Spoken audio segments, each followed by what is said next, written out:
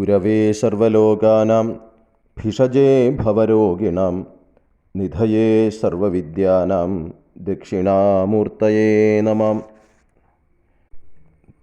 ത്യക്ത്വാ സുദുസ്ത്യജസുരേപ്സിതരാജ്യലക്ഷ്മീം ധർമ്മിഷ്ഠ ആര്യവചസാ യദഗാദരണ്യം മായാമൃഗം ദയിതയേപ്സിതമന്വധാവത് വന്ദേ മഹാപുരുഷതേ ചരണാരവിന്ദം.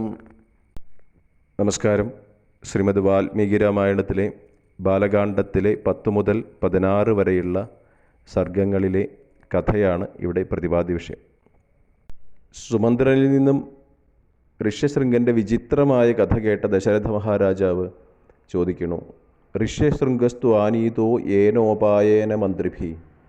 ഈ ഋഷ്യശൃംഗനെ എന്തൊരു ഉപായം കൊണ്ടാണ് ലോമപാത രാജാവിൻ്റെ മന്ത്രിമാർ അംഗരാജ്യത്തിലേക്ക് ആനയിച്ചത്, വിളിച്ചു വരുത്തിയത് എന്ന് ചോദിക്കുമ്പോഴാണ് ആ കഥ പറയണു സുമന്ത്രർ. വശീകരണത്തിൽ സമർത്ഥകളും സുന്ദരികളുമായ കുറച്ച് വേശ്യാസ്ത്രീകളെയാണ് ലോമപാത രാജാവ് ഇതിനായിട്ട് നിയോഗിച്ചത്. അവർ വിഭാണ്ഡകൻ ഇല്ലാത്ത സമയത്ത് ആശ്രമ പരിസരത്ത് എത്തിച്ചേർന്ന് ഋഷ്യശൃംഗനുമായി ഒരു സൗഹൃദം സ്ഥാപിച്ചെടുക്കുന്നു.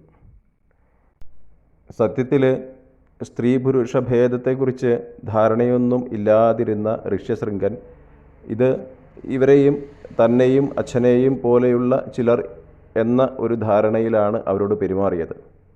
അതിനുശേഷം അവർ കൊട്ടാരത്തിൽ നിന്ന് കൊണ്ടുവന്ന് കൊടുത്ത പലഹാരങ്ങളൊക്കെ കഴിക്കുമ്പോൾ പോലും ഋഷ്യശൃംഗൻ ധരിച്ചത് തൻ്റെ കാട്ടിലില്ലാത്ത മറ്റേതോ വന്യഫലങ്ങളാണ് ഇതാണെന്ന്. അത്രമാത്രം നിഷ്കളങ്കനായിരുന്നു ഋഷ്യശൃംഗൻ എന്നാണ്. എങ്കിൽ പോലും വിഭാണ്ഡകൻ്റെ സാമീപ്യ സമയത്ത് ഈ വേശ്യാസ്ത്രീകൾ അവിടെ നിന്ന് അകന്നു നിൽക്കുമ്പോൾ അവരുടെ സൗഹൃദം സൃഷ്ടിച്ച സ്വാധീനം കൊണ്ട് ഋഷ്യശൃംഗന് വിരഹം അനുഭവപ്പെട്ടു. പിന്നീട് തൻ്റെ സുഹൃത്തുക്കളെ അന്വേഷിച്ച് എത്തിയ ഋഷ്യശൃംഗനെ ഇവർ തങ്ങളുടെ ആശ്രമത്തിലേക്ക് എന്ന് പറഞ്ഞുകൊണ്ട് അംഗരാജ്യത്തിലേക്ക് ആനയിക്കുന്നു.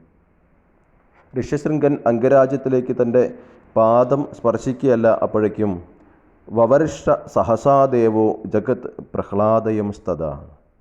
ഗംഭീരമായി അംഗരാജ്യത്തിൽ മഴ ആരംഭിച്ചു. ഋഷ്യശൃംഗനെ വേണ്ട രീതിയിൽ ആനയിച്ച് പൂജിച്ച രാജാവ് തൻ്റെ ശാന്ത എന്ന മകളെ ഋഷ്യശൃംഗന് വിവാഹം കഴിച്ചു കൊടുത്തു. അങ്ങനെയുള്ള ഋഷ്യശൃംഗം ദ്വിജശ്രേഷ്ഠം വരയിഷ്യതി ധർമ്മവിത്ത് യജ്ഞാർത്ഥേ പ്രസവാർത്ഥേ ച സ്വർഗാർത്ഥേ ച നരേശ്വര.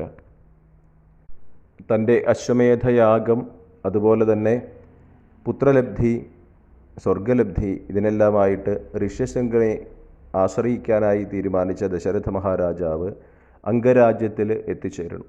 കുറച്ചുനാൾ ലോമപാത രാജാവിൻ്റെ സൽക്കാരങ്ങളൊക്കെ സ്വീകരിച്ച് അവിടെ കഴിഞ്ഞ ദശരഥ മഹാരാജാവ് ക്രമേണ ഋഷ്യശൃംഗനെ അയോധ്യയിലേക്ക് എത്തിച്ചു. ശാന്തയോടൊപ്പം ദശരഥ മഹാരാജാവിൻ്റെ ആതിഥ്യം സ്വീകരിച്ച് അവിടെ കഴിഞ്ഞു വന്ന ഋഷ്യശൃംഗൻ്റെ നേതൃത്വത്തിൽ ദശരഥ മഹാരാജാവ് അശ്വമേധ യാഗം വളരെ ഗംഭീരമായിട്ട് നടത്തി. അതിനുശേഷമാണ് ഋഷ്യശൃംഗൻ്റെ നിർദ്ദേശപ്രകാരമാണ് പുത്രലാഭത്തിനായി പുത്രകാമേഷ്ടി എന്ന ഒരു യജ്ഞം കൂടി അനുഷ്ഠിക്കാൻ തീരുമാനിക്കുന്നു. അതേ സമയത്ത് ദേവന്മാർ, യക്ഷന്മാർ, ഗന്ധർവന്മാർ തുടങ്ങി കുറേ പേര് ബ്രഹ്മാവിൻ്റെ മുന്നിൽ എത്തിച്ചേർന്നു. ലോകവിനാശകാരിയായിട്ടുള്ള രാവണനെ പറ്റി പരാതി ബോധിപ്പിക്കാനാണ് അവരവിടെ എത്തിച്ചേർന്നത്. അവരതിനെ പറയുന്നത്, അതിക്രാമതി ദുർധർഷോ വരദാനേന മോഹിത നൈനം സൂര്യപ്രതപതി പാർശ്വേ വാതി ന മാരുത ചലോർമിമാലീ തം ദൃഷ്ട്വാ സമുദ്രോപി ന കമ്പതേ തന്മഹന്നോ ഭയം തസ്മാത് രാക്ഷസാത് ഘോരദർശനാത് വധാർത്ഥേ തസ്യ ഭഗവന്നുപായം കർത്തുമർഹസി. ഇതാണ് അവരുടെ ആവശ്യം. സൂര്യനും വായുവും എന്തിന് സമുദ്രം പോലും രാവണനെ പേടിച്ച് കഴിയുന്നു എന്നാണ് പറയുന്നത്. എന്ന് വെച്ചാൽ പ്രകൃതി നിയമങ്ങൾക്ക് പോലും അതീതനായി ഉയർന്ന ഒരു ഘോരനായ രാക്ഷസനാണ് രാവണൻ. എങ്ങനെ ബ്രഹ്മാവിൽ നിന്നും വരങ്ങൾ സ്വീകരിച്ചാണ് രാവണൻ ഇത്രമാത്രം കരുത്തനായി തീർന്നത് എന്നാണ്.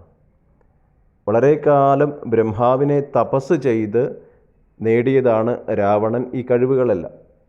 അപ്പോൾ അങ്ങനെയുള്ള ആ രാവണനെ വധിക്കാനുള്ള ഉപായം എന്താണ് എന്ന് ആലോചിക്കാനാണ് ഇവരെല്ലാവരും ബ്രഹ്മാവിൻ്റെ സന്നിധിയിൽ എത്തിച്ചേർന്നത്.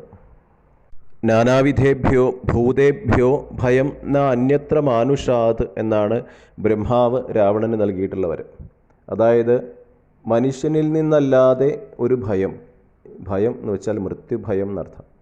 സാധാരണ എല്ലാ ജനിച്ചതായിട്ടുള്ള എല്ലാവർക്കും ഉള്ള അടിസ്ഥാനപരമായിട്ടുള്ള ഒരു ഭയം മൃത്യുഭയമാണ്. അതുകൊണ്ട് തന്നെ ഭയം ന അന്യത്ര മാനുഷാത്, മനുഷ്യനിൽ നിന്ന് മാത്രമേ രാവണന് മൃത്യു സംഭവിക്കുള്ളൂ എന്നുള്ളതാണ് ബ്രഹ്മാവ് നൽകിയിട്ടുള്ള വരം.